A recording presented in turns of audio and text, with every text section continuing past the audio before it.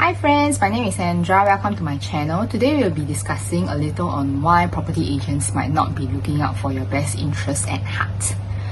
Number one, you will find that most property agents tend to push new launches quite aggressively, I might add. Why is this the case? That is because developers, they offer higher commissions as compared to the resale market. The commissions range anywhere between 3% to 7%. The higher the commission, it means that the unit is taking longer to sell. So if you notice that property agents tend to push new launches, that's because they are incentivized to do so. As a consumer, what that might mean for you is that you might end up overpaying for a unit with a poor capital growth potential because it's overpriced. That means that when it's time to let go of the unit, not many people will be willing to pay the inflated price to exceed. What you can do as a consumer is to look up transaction data in the past by yourself via URA and make sure that the area that the new launch is currently upcoming is an area that has historically been doing well. And make sure before you go into any new launch projects, you have a framework of what is the price in the area and as well as what is the walkaway price that, let's say, if the developer launch over this price, you will say no and walk away instead of being caught up with the FOMO on the actual booking day. Next, in the resale market, as a seller, you pay 2% commission, that's usually the standard market rate, to the seller agent to sell your unit.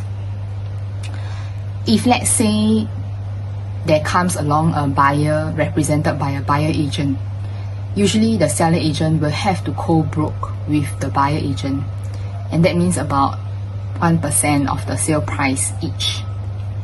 Co-broke means share the commission, and the seller agent shares his commission with the buyer agent. And so there are some buyers that come in independently without a buyer agent. These buyers, if they manage to close the deal with the seller agent, there will be no need for the seller agent to share the co-broke commission with any buyer agent because there is no buyer agent. Hence, seller agents are more incentivized to look out for buyers that are not represented by a buyer agent. And this will lead to fewer offers for the seller's house and leading to a lower eventual sale price, potentially. In the seller's defense, let's say if you would like to prevent against this sort of thing happening, you can insist on a written agreement that requires co-broking.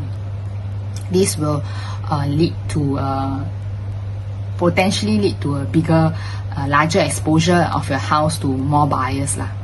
Hopefully will make your eventual selling price higher. As a buyer, when you engage a buyer agent, you have to realize that the buyer agent is sharing commission with the seller agent, and the commission is a percentage based on the sale price of the unit. The higher the sale price or the higher the price that you're paying for the unit, the higher the commission. Hence, you can notice that you and your buyer agent interests are not aligned. So when you are appointing a buyer agent, you have to take note of this fact. Make sure to do your research.